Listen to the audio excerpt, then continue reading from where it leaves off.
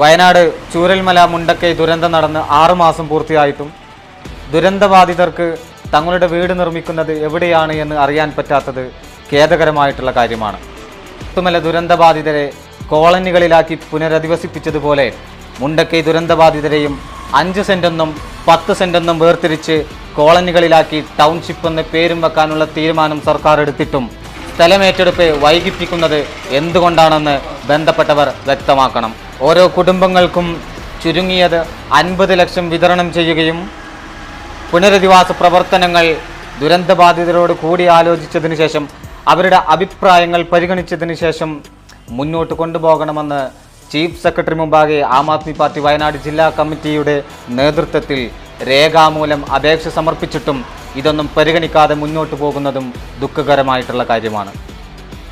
സർക്കാരിന് അവകാശപ്പെട്ട ഭൂമി ഹാരിസൺ എൽസ്റ്റൺ എസ്റ്റേറ്റ് ഉടമകളിൽ നിന്നും വില കൊടുത്ത് മേടിക്കാനുള്ള സർക്കാർ തീരുമാനം ദുരന്തബാധിതരോടുള്ള പുനരധിവാസത്തിൽ ആത്മാർത്ഥത കാണിക്കുന്നതിന് തുല്യമാണോ എന്ന് സ്വയം വിലയിരുത്തുന്നതും നല്ലതാണ്. രാജഗിരി എസ്റ്റേറ്റിൻ്റെ കയ്യിലുള്ള 200 ഏക്കർ ഭൂമിയും വൈത്തിരി താലൂക്ക് ലാൻഡ് ബോർഡ് ഉത്തരവ് പ്രകാരം ഹാരിസൺ അനധികൃതമായി കൈവശം വെച്ച് വരുന്ന 1845.22 ഏക്കർ ഭൂമി സ്ഥലവും മിച്ച ഭൂമിയായി സർക്കാരിന് ഏറ്റെടുക്കാമെന്നുള്ള ഉത്തരവ് പോലും മാനിക്കാതെ 1 രൂപ പോലും ചിലവഴിക്കാതെ ഈ ഭൂമികളെല്ലാം തന്നെ സർക്കാരിന് ഏറ്റെടുത്തുകൊണ്ട് പുനരധിവാസം പൂർത്തിയാക്കാൻ സാധിക്കുമെന്നിരിക്കെ 3 ഇരട്ടി വില നൽകിക്കൊണ്ട് മറ്റു ഭൂമികൾ വിലക്കെടുക്കുന്നത് അഴിമതിക്ക് കളമൊരുക്കാനാണെന്ന് പൊതുജനങ്ങൾ മനസ്സിലാക്കണം.